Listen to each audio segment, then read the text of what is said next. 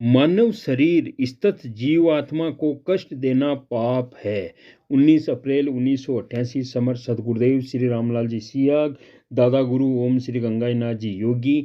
सदगुरुदेव की समाधि पलाना बीकानेर, दादा गुरुदेव की समाधि जामसर बीकानेर। इस आध्यात्मिक मार्ग पर आपको केवल मंत्र का जप करना है और जो हमारे शरीर को कष्ट देकर हम मोक्ष कभी भी नहीं पा सकते हैं।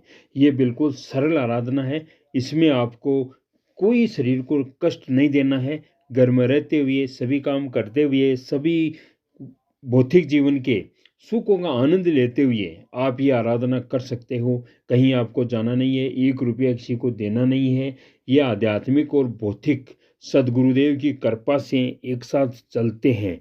और जो मानव मात्र का जो प्रसाद सदगुरुदेव बांटने निकले हैं, महर्षि अरविंद के अनुसार बताया गया था कि एक ही जीवन में कृष्ण की सिद्धि और गायत्री मंत्र की सिद्धि यानी निर्जीव और सजीव सिद्धि एक ही व्यक्ति को एक ही जन्म में हो जाएगी, तो वो मानव मात्र का भला कर सकता है।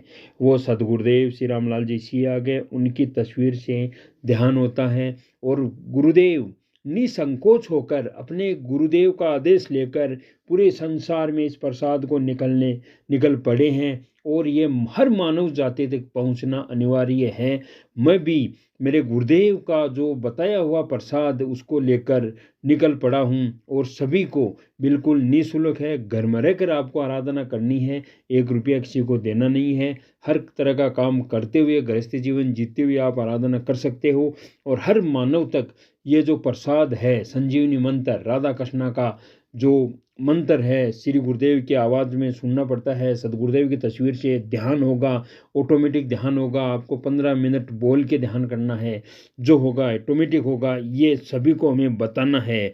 भगवान श्री कृष्ण ने भी गीता में स्पष्ट कहा है कि सब प्रकार के यज्ञों में मैं जप यज्ञ हूँ।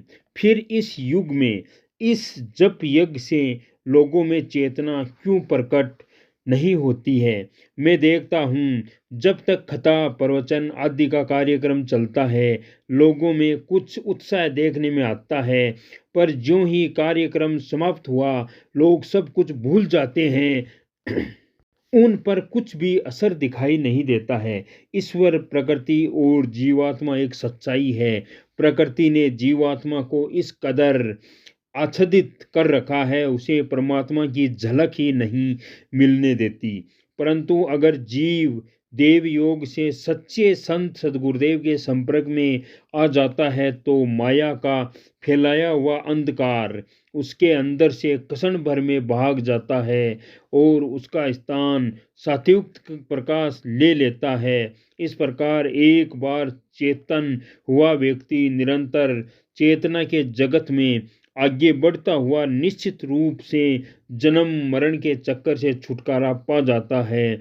गुरु वह पारस होता है जिसके संपर्क में आने पर ही जीव सात्विक प्रकाश से जगमगा उठता है।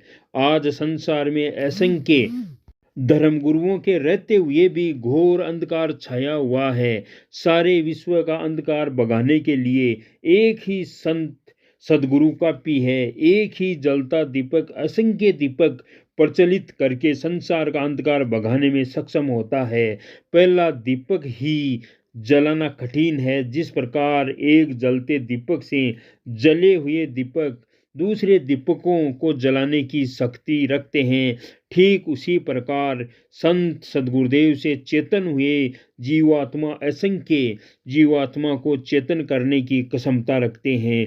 जिस प्रकार जनरेटर से जुड़े हुए तार से बिजली के असंख्य बल्ब एक साथ जल सकते हैं, ठीक उसी प्रकार एक ही संत सदगुरुदेव पूरे विश्व का अंधकार भगाने में सक्षम है। मैं इस सिद्धांत को भौतिक जगत में सत्यापित कर होते हुए स्वयं देख रहा हूँ। श्री अरविंद की यह बात पूर्ण रूप से सत्य है कि यहाँ मैं इस सिद्धि के लिए जो यत्न कर रहा हूँ वह केवल इसलिए कि पार्थिव चेतना में इस काम का होना आवश्यक है और अगर यह पहले मेरे अंदर न हुआ तो औरों में भी न हो सकेगा। गुरु अधिमानसिक देव का चेतन स्वरूप होता है।